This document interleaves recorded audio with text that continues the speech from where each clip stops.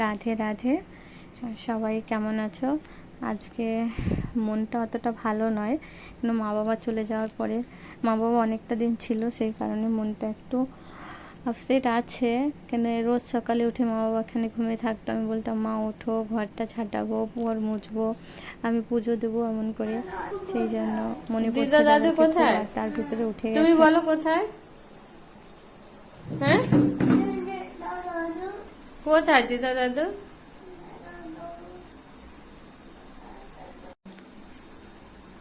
বাবা, কি খুঁজছো তুমি? কি খুঁজছো? হ্যাঁ,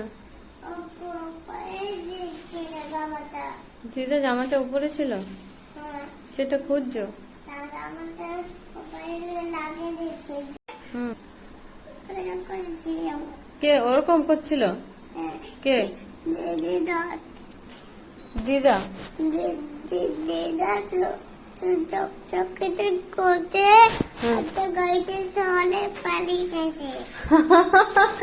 কি বলে শোনো, দিদা চোখটায় খুঁজে গাড়িতে পালিয়ে গেছে।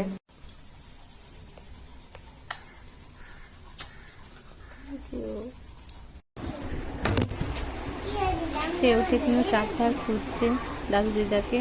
তারপরে আমিও ছটফট করে ঝাড়ু পোছা লাগিয়ে তৈরি হয়ে গেছি, কেন আজকে তো একাদশী, সেই জন্য আমি স্নান টান করে রেডি হয়ে নিলাম। আর এটাকে কিন্তু পুরুষোত্তম মাস বলা হয়। আর আজকে যে একাদশীটা, এটা খুবই খুবই ভালো আর খুবই শুভ। প্রতিটা একাদশী ভালো, প্রতিটা একাদশী যে করতে পারবে তার জন্য খুব ভালো।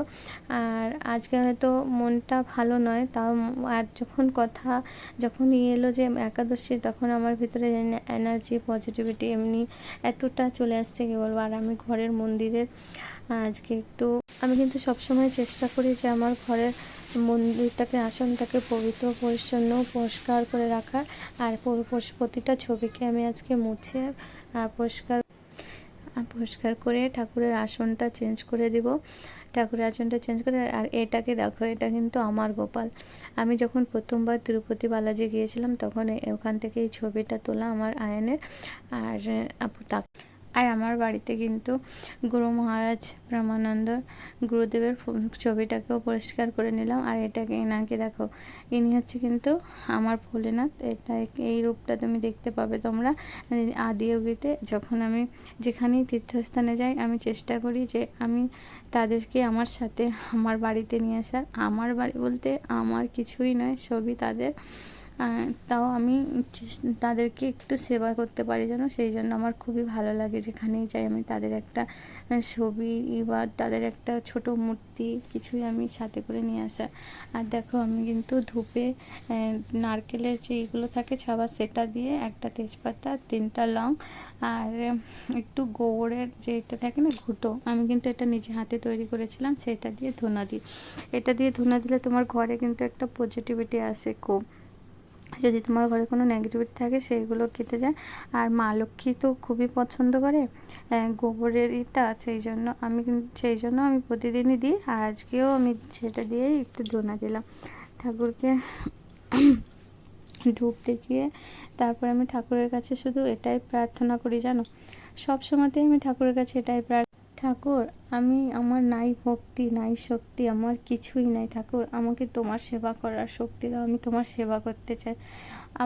আমার বাপের বাড়ি কিন্তু কোনোদিনও আমি এরকম করে করিনি যেন। আমার বাপের বাড়ি হচ্ছে হরিতন্ত্র, যারা হচ্ছে হরিতন্ত্র থাকো তারাই জানবে হয়তো। হরিচাঁদ ঠাকুরের মতে যারা আছো, এরা একাদশী এই সমস্তগুলো কিন্তু করেনি। আমি যখন শ্বশুর বাড়িতে এসেছি, তখন শাশুড়ি মা কিন্তু একাদশী করে, সবাই তাদের বাড়ি।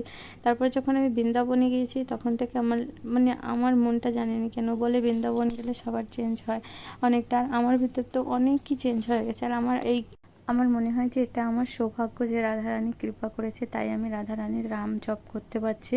সবাই বলে রাধারানীর কৃপা না হলে, কৃষ্ণর কৃপা না হলে করতে পারিনি, সেই জন্য তারা কৃপা করেছে আমাকে, তাই আমি হয়তো এই পথে আজকে চলতে পারছি। আর দেখো, আমি এখন ফল আহার করছি। আর সবাইকে রাধে রাধে, হরি বল। সবাই ভালো থাকবে। আর একাদশীর ফল সবাইকে ঠাকুর কৃপা করুক, আর সবাইকে